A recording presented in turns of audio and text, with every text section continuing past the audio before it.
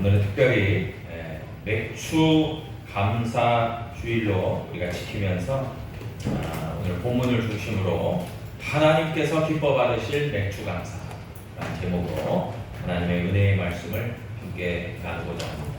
다음 주부터 7월 둘째 주인데 다음 주부터는 느헤미야, 우리가 요나서 강해 시리즈는 이제 지난주로 합쳤잖아요. 그래서 느헤미야 강해 시리즈를 쭉 순차적으로 진행하도록 하겠습니다. 하나님께서 기뻐 받으실 맥주 감사.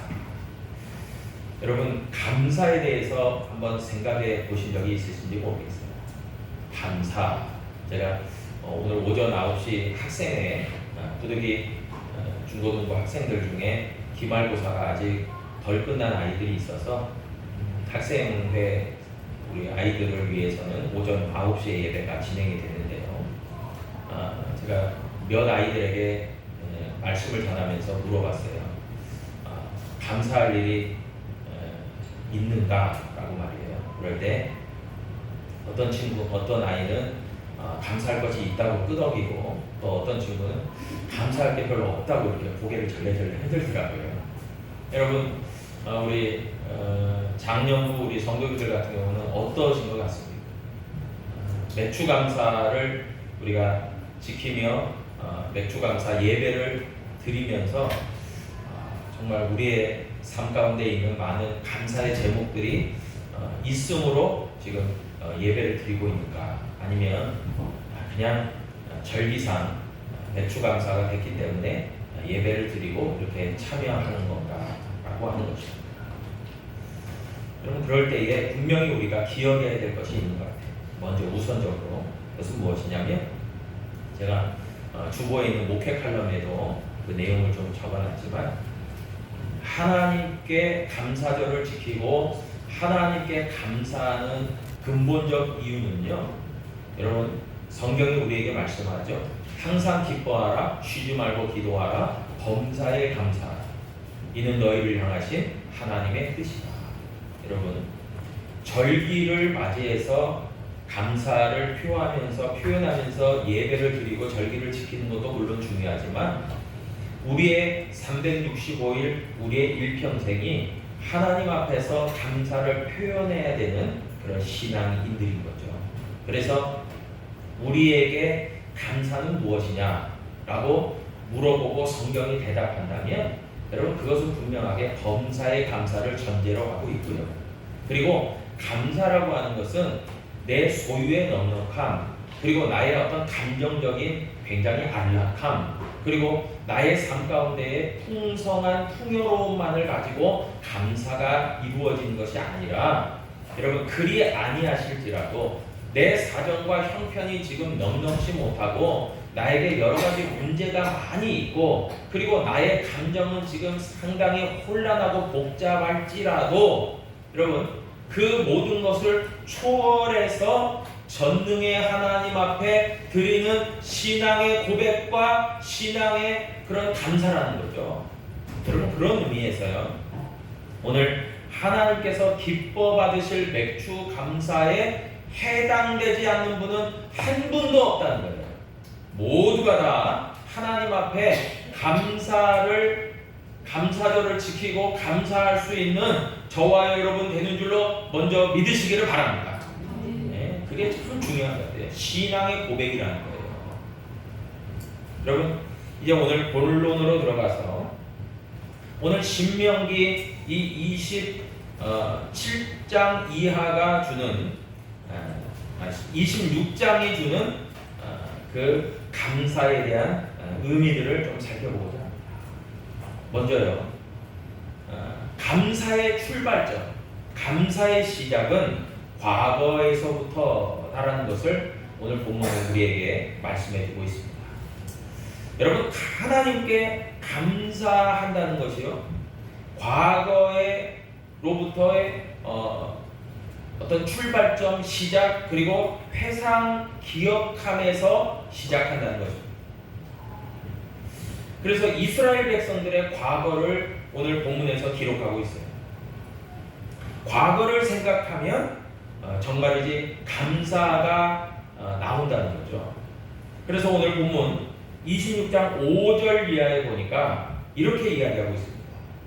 이스라엘 백성들 입장에서 내 조상은 방랑하는 아람 사람으로서 라고 이야기하고 있어요. 그러니까 저들의 과거는 어떠했냐?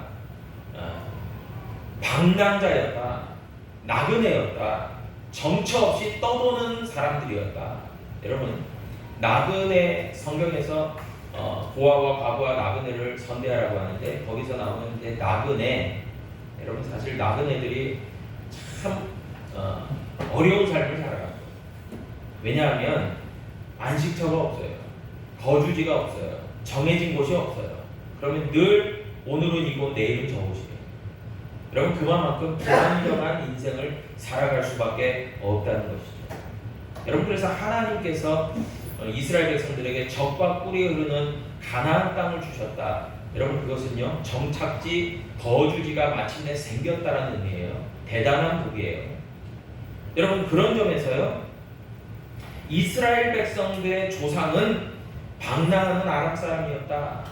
아브라함도 그려 있겠지만 여기에서 구체적으로 이 조상을 언급할 때에 그 조상으로 지목되는 사람은 바로 야곱이라고 할 수 있습니다. 여러분, 야곱이 누굽니까? 아브라함과 이삭과 야곱에서 알 수 있듯이 아브라함의 손자가 야곱이죠. 이삭의 아들이 야곱입니다. 여러분, 야곱은요 형 에서의 위협을 피해서 외삼촌 라반의 집에서 20여 년을 생활합니다. 종살이와 거의 거짓짐배가 없습니다. 그렇게 숱한 고생을 야곱은 합니다. 그러나 하나님의 은혜 가운데서 이제 4명의 처첩이 생기고 부인이 생기고 그리고 많은 재산을 소유하게 됩니다. 그리고 이제 우리가 잘 알다시피 야곱의 말년에 형들에 의해서 미움받아서 애굽으로 종으로 팔려갔던 요셉으로 말미암아 그 일족이 가문이 전체가 애굽 고센 땅으로 정착을 하게 되는 거예요. 그게 출애굽 이전까지의 이야기예요. 창세기의 이야기입니다. 출애굽기는 이제 이 야곱 사후에 400여 년이 지난 후에 이야기를 시작으로 출애굽기가 시작이 됩니다. 여러분, 이때부터요 이렇게 야곱의 가문이 애굽 땅으로 이주한 이때부터 하나님께서는요 아브라함에게 약속하신 것이 무엇입니까? 너희 후손을 하늘의 별과 같이 바다의 모래와 같이 엄청나게 많게 하겠다. 복의 근원이 되게 하겠다. 이 약속의 말씀을요 이루는 그 준비 과정이 바로 야곱 일족이 고센 땅으로 이주하게 되는 그 400여 년의 기간이었다는 거죠. 여러분, 그래서 야곱의 가문이 70명이 애굽으로 이주하지만 430년이 지난 후에는요 하나님의 복 가운데서 하나님은 분명히 성경을 통해서 약속하시잖아요. 정말 그 아브라함의 후손들을 복주겠다. 생육하고 번성하여 땅에 충만한 복을 주십니다. 그래서 430년 후에 70명이 무려 200만 명으로 기하급수적으로 성장하는 폭발적 성장을 이루는 그런 이스라엘 백성들이 되는 거예요. 여러분, 야곱의 이야기가 오늘을 살아가는 우리들에게도 왜 직접적으로 교훈과 그리고 가르침이 되느냐? 여러분, 사실 야곱의 이야기가 우리의 이야기예요.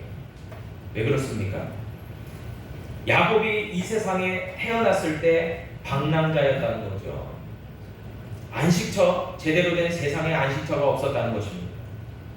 그런데 하나님을 믿고 하나님의 약속의 인도하심을 받다 보니까, 그리고 선한 목자 되시는 그 하나님으로 말미암아 많은 일들을 이루었다는 거죠. 축복받았다는 거예요. 많은 성장과 발전이 있었다는 거예요.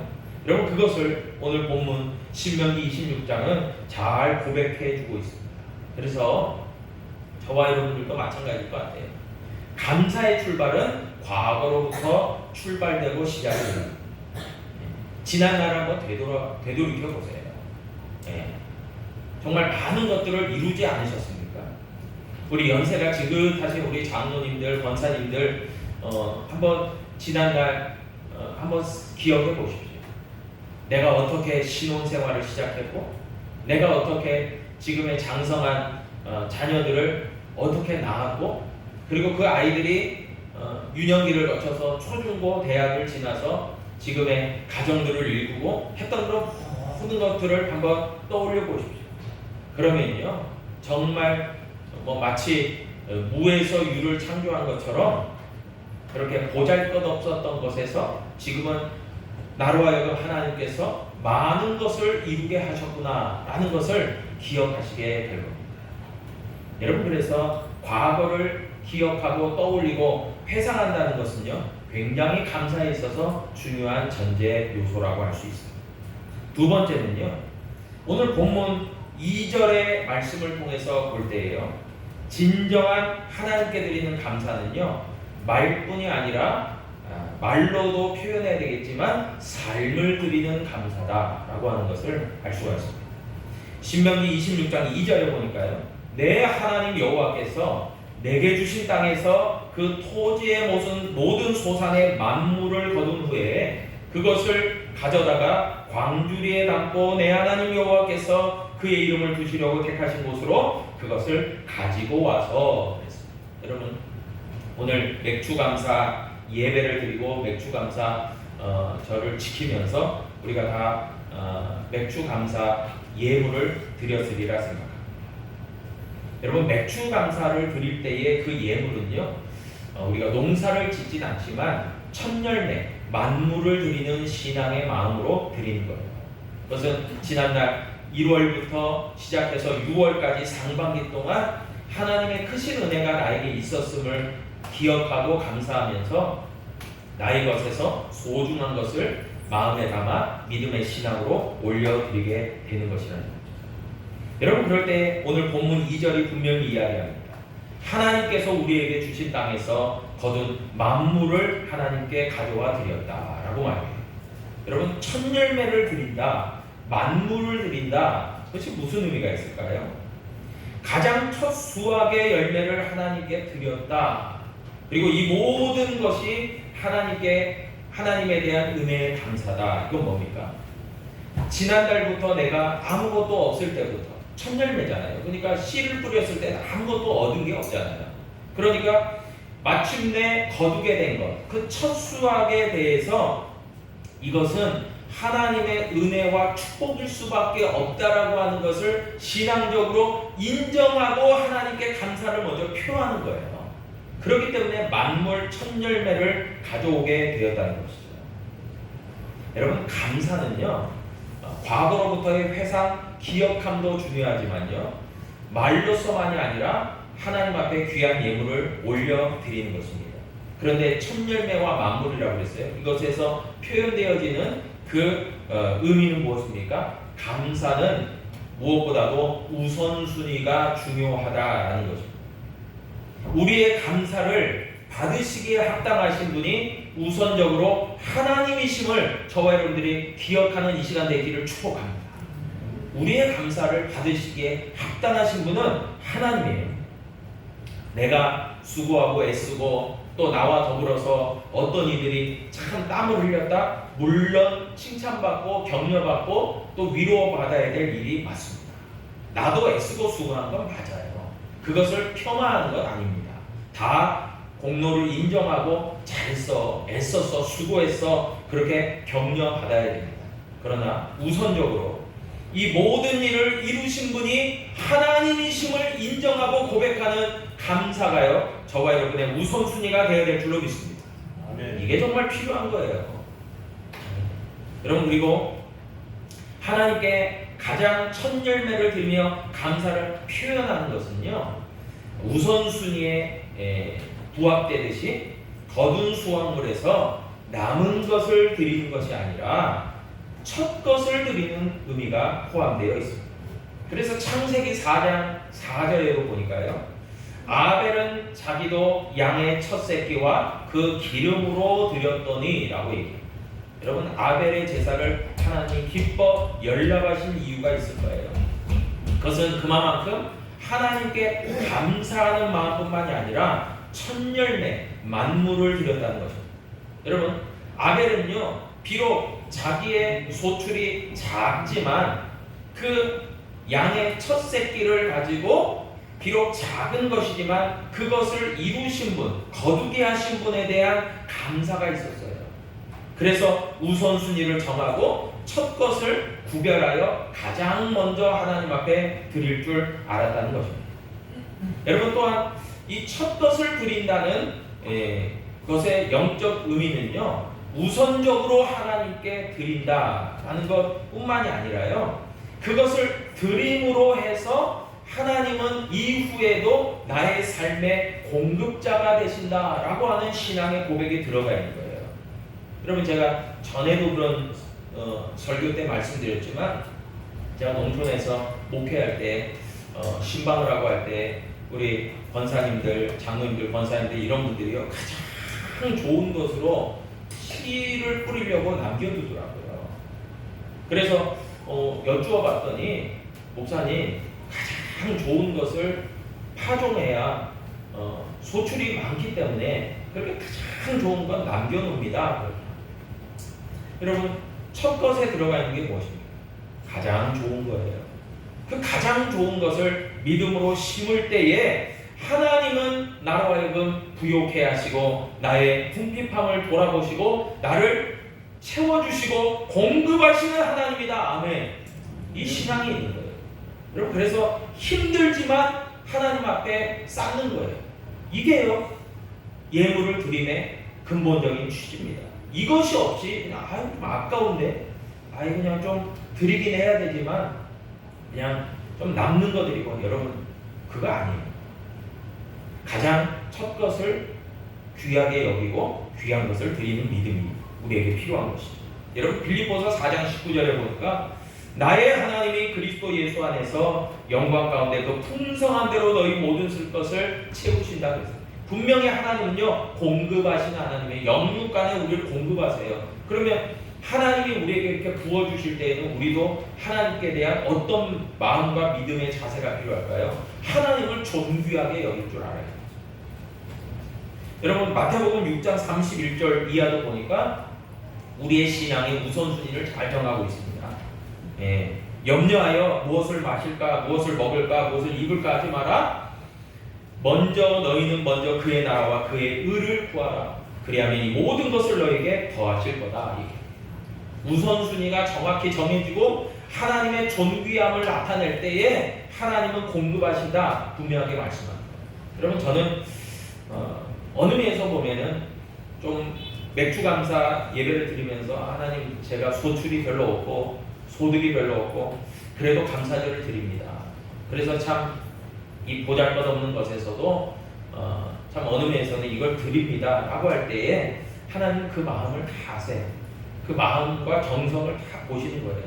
왜요? 우선순위가 정해지고, 그리고 하나님을 존귀하게 여기고, 그리고 하나님이 공급자이심을 기억하는 믿음이 있다고 하면서 드리면요, 하나님은 비록 보잘것없는 그런 예물과 그런 그 헌물이라도요, 헌신이라도요, 여러분 귀하게 받아주실 줄 믿습니다.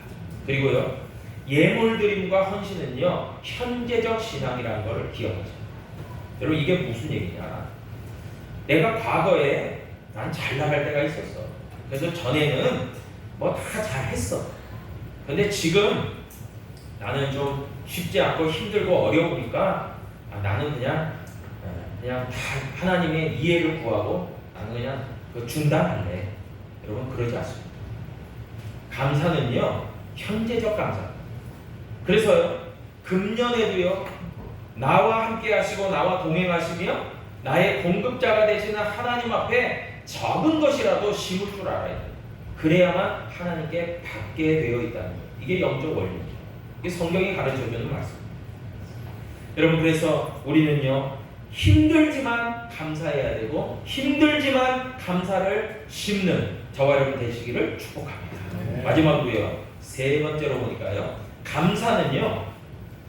하나님께서 오늘 11절, 신명기 26절 11절에 보니까 감사는 나눌 때에 배가 된다. 한번 따라하겠습니다. 감사는 나눌 때에 배가 된다. 그래요.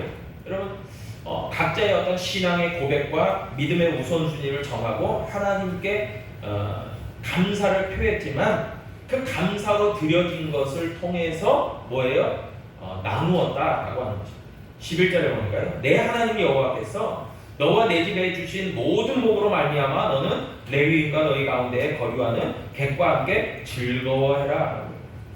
네. 함께 즐거워해야 되는 거예요.